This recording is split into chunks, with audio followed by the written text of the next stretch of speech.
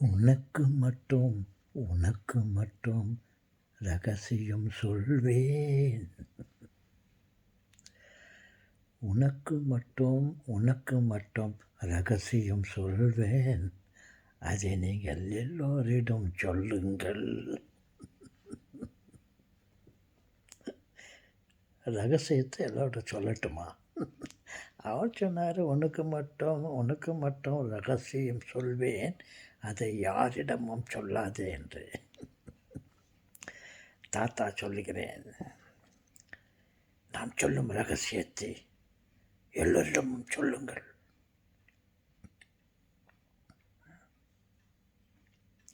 என்ன ரகசியம் என்றால், அதை உங்களிடம் ரகசியமாக சொல்ல விரும்பவில்லை. தெளிவாக எல்லோருக்கும் சொல்லுகிறேன். ஒரு சீக்ரெட்.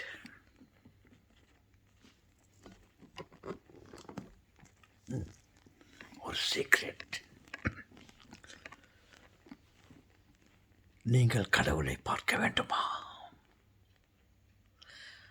கடவுள் உங்களிடம் வர வேண்டுமா? அப்பேற்பட்ட கடவுள் உங்களிடம் வர வேண்டுமா?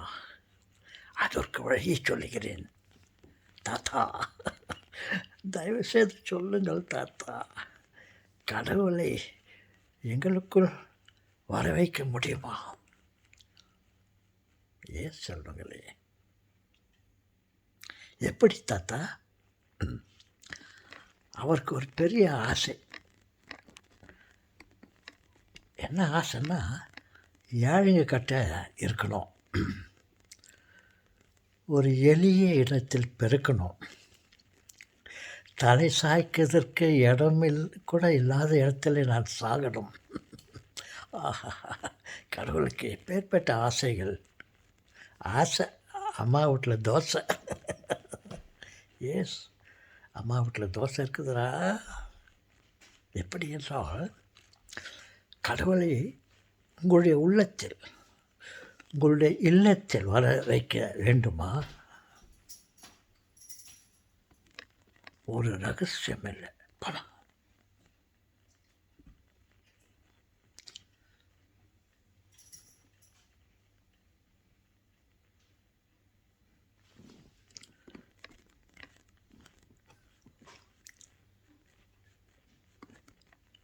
என்ன தாத்தா, நான் சம்திங் கோயிங் ராங்?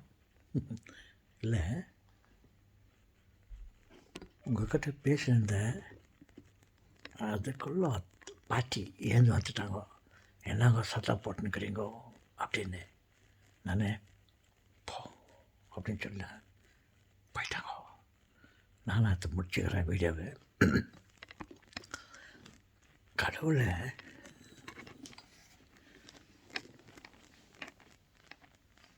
உங்கள் உள்ளத்திலும் உடலிலும் வர வைக்க உங்களுக்கு ஆசையாக, நீங்கள் ஏழையாக மாறுங்கள்.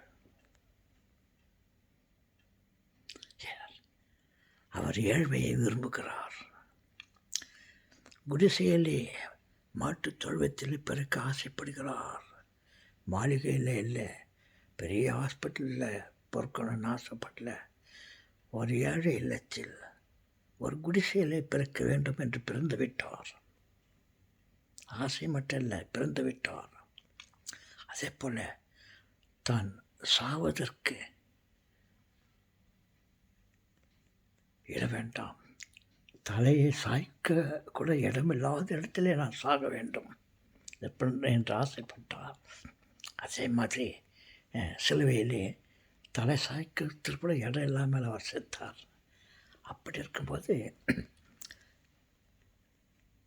நாம் ஏழைகளாக பிறந்தால், ஏழைகளாக மாறினால் அவர் நம்மிடம் வருவார். எப்படி ஐடியா? சின்ன மீனை போட்டு பெரிய மீன் பிடிச்சிடலாம். ஏழைகளாக மாறுங்கள்.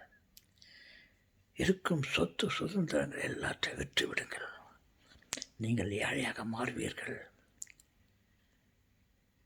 கண்டிப்பாக உங்களிடம் வருவார். அவர் கூட சொன்னார், என்னுடைய தம்பி அண்ணாதுரை சொன்னார், ஏழையின் சிரிப்பில் இறைவனை காண்கின்றேன் என்று. பார்த்தீர்களா? ஏழையின் சிரிப்பில் இறைவனை காணலாம் என்று அவரும் சொன்னார். ஓகே, கமான், ஏழைகளாக மாறுங்கள். எல்லோருக்கும் தர்மம் செய்யுங்கள். உண்பதற்கு உணவு கொடுங்கள். இருப்பதற்கு இடம் கொடுங்கள். குறைந்த வாடகையில் அவர்களுக்கு வீடு கொடுங்கள். பாலும் பழத்தையும் சாப்பிடாதீர்கள். கஞ்சி சாப்பிடுங்கள், உடம்புக்கு ரொம்ப நல்லது. பாலும் பழமும் சாப்பிட்டால் கொழுப்பு ஏறிடும், உடம்பில் கொழுப்பு ஏறும். மதம், நீங்கள் பல தவறுகளை செய்வீர்கள். ஏழை உணவை சாப்பிடுங்கள், உடல் ஆரோக்கியமாக இருக்கும். சர்க்கரை நோய் வராது, உப்பு நோய், பிபி வராது, ஆரோக்கியமாக இருப்பீர்கள். ஏழை உடைகளை அணியுங்கள், குறைந்த விலையில் கிடைக்கும். பட்டாடைகளும் நகைகளும் அதிக விலை. எஸ், நீங்கள் கூழ குடித்தாலும் உங்களுக்கு உடல் ஆரோக்கியத்தை பெறுவீர்கள். ஓகே, தர்மம் செய்யுங்கள், இறைவன் உங்களிடம் வருவார். தர்மம் பிச்சை எடுக்கிறதுக்கு உங்கள்கிட்ட வருவார். பிச்சை கொடுங்கள். கடவுள் பிச்சைக்காரனைப் போல் தன்னை மாற்றிக்கொண்டு வந்து உங்களிடம் பிச்சை கொடுமா அப்படின்ட்டு கேட்பார். நீங்கள் பிச்சை கொடுத்தவுடன் நீங்கள் நல்லா இருக்கணுன்ட்டு கடவுள் உங்களை ஆசீர்வதிப்பார். எப்படி? Come on, carry on. வணக்கம்.